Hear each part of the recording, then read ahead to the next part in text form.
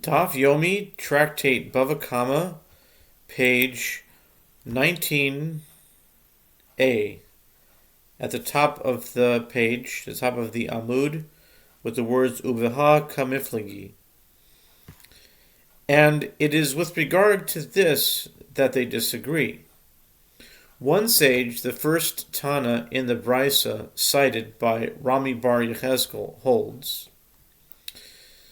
there is forewarning for pebbles.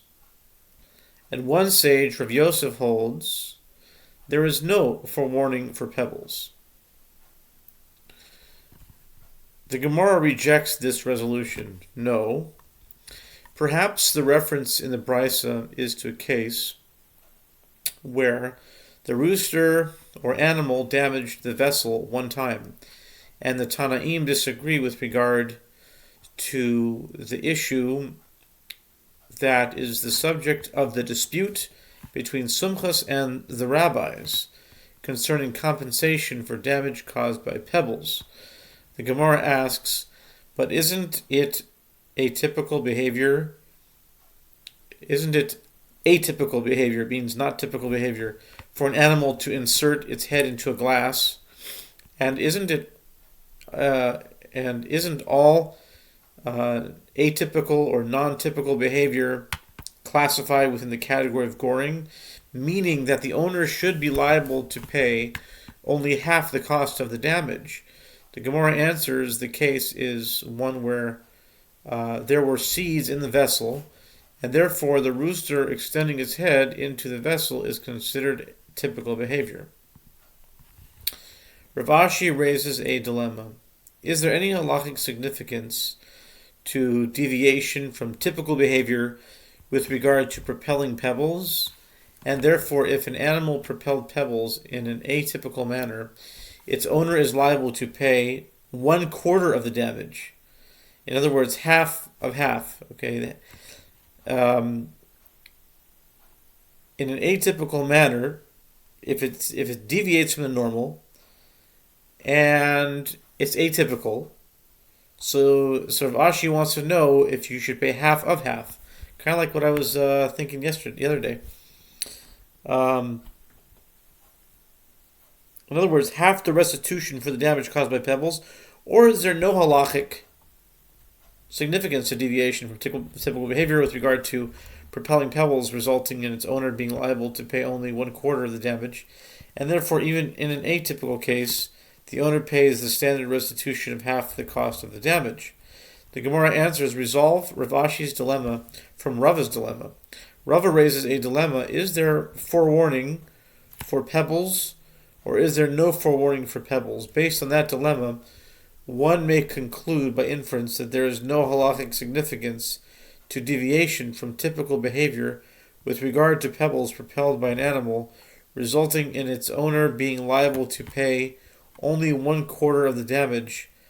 As were that the case, forewarning would lead to an animal owner's liability to pay half the cost of the damage. The Gemara rejects this. Perhaps Rav stated his dilemma employing the style of if you say that there is no halachic significance to deviation from typical behavior with regard to propelling pebbles, resulting in its owners being liable to pay only 1/4 of the damage, the owner pays half the cost of the damage in every case. Is there forewarning for pebbles, meaning that after 3 incidents the owner pays the full cost of the damage, or is there no forewarning for pebbles? According to that understanding, the halacha with regard to Rav Ashi's dilemma cannot be inferred from Rava's dilemma. Rav Ashi's dilemma shall stand unresolved. Boy Rav Ashi asks another question. Koach kocho lesomchus kocho dami olo. Rav Ashi raises another dilemma with regard to pebbles. According to the opinion of Sumchus, that one pays the full cost of the damage. In the case of propelled pebbles, what is the halacha with regard to damage caused by a force generated by a force generated by the animal's action. Is the status of that secondary force like that of damage caused by a force generated by its action, in which case the owner is liable? Or is its status not like that of damage caused by a force generated by its actions? The Gemara elaborates, did Sumchus learn the halacha that one pays half the cost of the damage caused by pebbles as a tradition transmitted to Moses at Sinai? Did Sumchus learn the halacha that one pays half the cost of the damage? And he interprets the tradition as applying it in a case where the damage was caused by a force generated by a force. Okay. So we understand that Sumchus rules that for tzroros, for pebbles, one pays full damage. But we also said that there's a tradition of Moses at Sinai, which is like ironclad. It's like supposed to be rock solid, So this is a question that I've had for a long time. Like the rabbis had an opinion, and in their opinion it says law of Moses at Sinai. If it's law of Moses at Sinai, Sumchus has to do something with that. He can't just say there's no law of Moses at Sinai. But we are reading into the words of Sumchus, and we're saying that Sumchus really does hold that there is a law of Moses at Sinai. He just says that he's just translating pebbles differently. He's just saying that the case was where the damage was caused by a force that generated another force. He just kind of weakens it a little bit. And that's really tzroros. By contrast, in a typical case of damage caused by pebbles, which is an example of a force generated by the action of an animal, the owner pays full cost of damage, according to Sumchus, as it is a subcategory of trampling. Or perhaps, did he not learn any halacha as a tradition in regard at all? Okay, the other way, we're saying that he says that he's arguing about whether there's a tradition. Maybe he's saying there's no tradition. And therefore, even in a case where the damage was caused by a force, generated by a force by the action of the animal, the owner pays the full cost of the damage as a subcategory of trampling. The Gemara concludes, Teku. This is a dilemma. This is the 120th Teku in Shas, and the one before this was the 119th. Doing a study on all the Tekus in Shas. At any rate, let's continue. This particular daf has quite a few Tekus after a long time of no Tekus.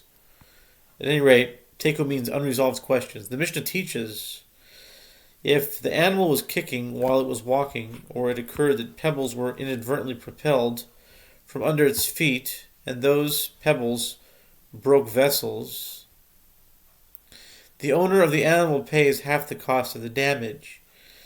A dilemma was raised before the sages with regard to what case is the Tana of the Mishnah speaking.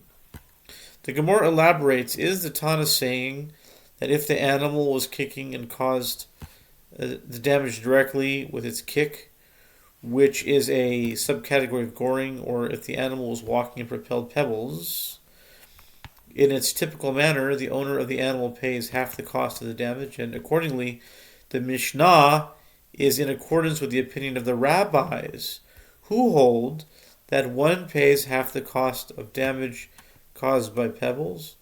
Or perhaps the Tana is saying if the animal was kicking and caused damage directly with its kick, or if the animal propelled pebbles due to its kick and the pebbles caused damage, the owner of the animal pays half the cost of the damage. Accordingly, one may infer, but if the animal propelled pebbles as it was walking in its typical manner, the owner pays the full cost of the damage. And if so, in accordance with whose opinion is the Mishnah? It is in accordance with the opinion of Sumchus. The Gemara suggests, come and hear a resolution to this dilemma from the latter clause of the Mishnah. If an animal trod upon a vessel and broke it, and then a shard of that vessel fell upon a second vessel and broke it, the owner pays the full cost of the damage for the first vessel, and he pays half the cost of the damage for the latter vessel. And if the Mishnah is in accordance with the opinion of Sumchus, does he hold that one pays half the cost of the damage caused by pebbles? And if you would say that the Mishnah is in accordance with the opinion of Sumchus, and can be understood as follows: the first vessel concerning which the owner of the animal pays the full cost of the damage is the first vessel damaged following propelling of shards from the vessel upon which the animal trod. In other words, the second vessel that was broken.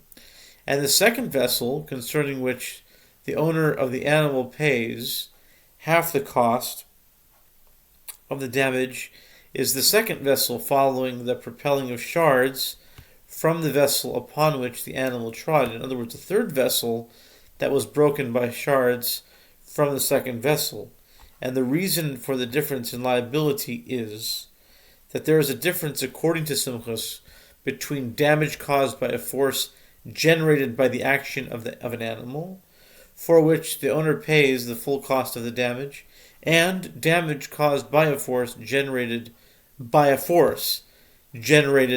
action, for which he pays for only half the cost of the damage. But if one were to say this explanation, what can be said of that dilemma which Rav Ashi raised?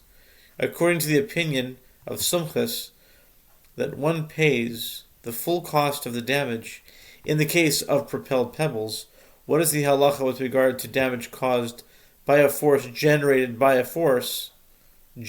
the animal's action?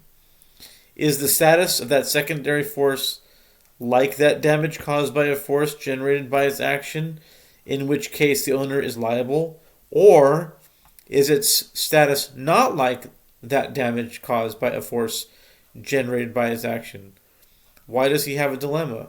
Let him resolve from here that its status is not like that damage caused by a force generated by its action. The Gemara answers, perhaps Rav Ashi interprets the Mishnah in accordance with the opinion of the rabbis, that one pays half the cost of the damage in the case of propelled pebbles. And he raises this dilemma.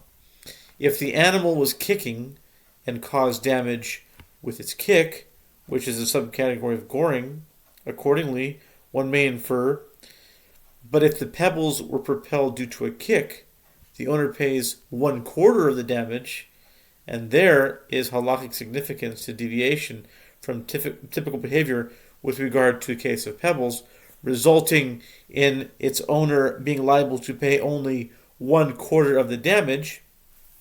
Or perhaps the Tana is saying, if the animal was kicking and caused damage directly with its kick, or if the animal propelled pebbles due to its kick and the pebbles caused damage, the owner of the animal pays half the cost of the damage, and there is no halakhic significance to deviation from typical behavior with regard to a case of pebbles. The Gemara concludes, Rav Ashi's dilemma shall stand unresolved. This is the 121st Teku in Shas, and due to time, I believe we'll have to stop here and pick it up with part 2.